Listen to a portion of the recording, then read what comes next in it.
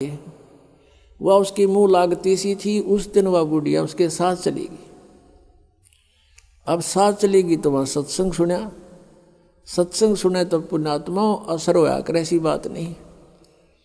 जब तक हम कुएं के मेंढक बने रहेंगे, हम उसी क्रियाओं से लिप्त रहते हैं, वैसे ही विचार हमारे बने रहते हैं और ज़्यादा ही दुख और बुराइयां हमारे अंदर प्रवेश होती रहती है। बुढ़िया ने सुने विचार, उसकी तो एकदम जो है ना एकदम परिवर्तन आ गया उसके अंदर। अब सचमुच हमने आपस में नहीं किसी को दुखी करना चाहिए। उसके बाद अपनी पुत्र वधू को वो बिल्कुल शांत रहे, बोल ही नहीं फालतू। सत्संग में ये भी सुनाया गया कि जो कुछ हानि होनी है वह तो हो चुकी, और पाछा वो खाम खा महाभारत बनाने की कोई आवश्यकता ही नहीं। वो तो दूना दुख पैदा करने वाला वो वस्तु आवे नहीं वापस। एक दिन क्या हुआ, वो पुत्र वधू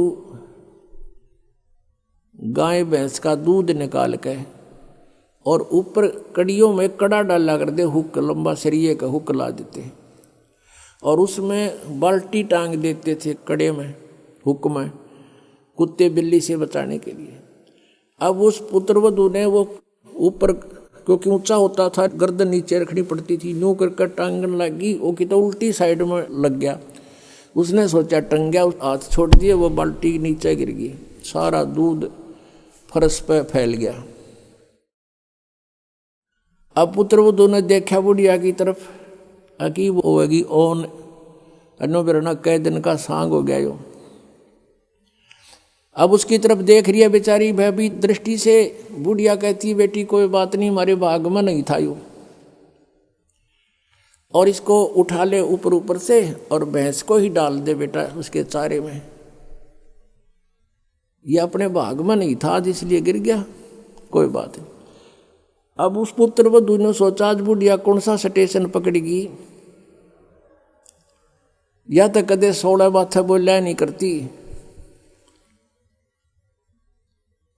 काफी देर उसका जची नहीं, बुढ़िया फिर शुरू हो गया ऊपर ले मन तक कहती हो कदे। वह बुढ़िया खड़ी हुई, 7 लाख का बेटा ठा इसने और भैंस के चारे में डाल दे, कोई दिक्कत को नहीं। अब उसने सोची अपने बेटे ने बतावेगी, मेरे तो ना कहती होगी तो वो भी आ लिया, पुत्र भी उसका कोई जिक्र नहीं करा बुढ़िया ने। तब उस माई ने, उस बहन ने सोचा भाई इतना परिवर्तन आया क्यों कर इसमें। उसके चरण दबावे, सेवा करे। फिर पता चला कि बेटी मैं सत्संग सुन के आई हूं, और बेटा मैंने आज तक जो गलतियां की तेरी आत्मा दुखाई, बेटा मैं माफी मांगू तेरे थे। वह पुत्र वधू रोन लागी न, बोली माँ कोई बात नहीं, अब तो माँ तुल्य हो और मेरे हित में ही कुछ कहती थी।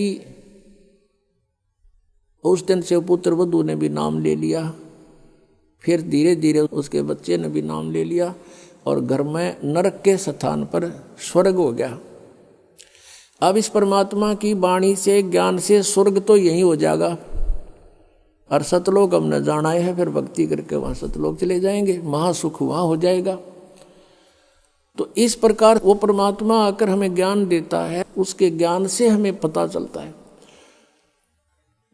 इसलिए कहा कि सत्संग की आधी घड़ी और तप के वर्ष 1000 तो भी बराबर है नहीं, कहे कबीर विचार।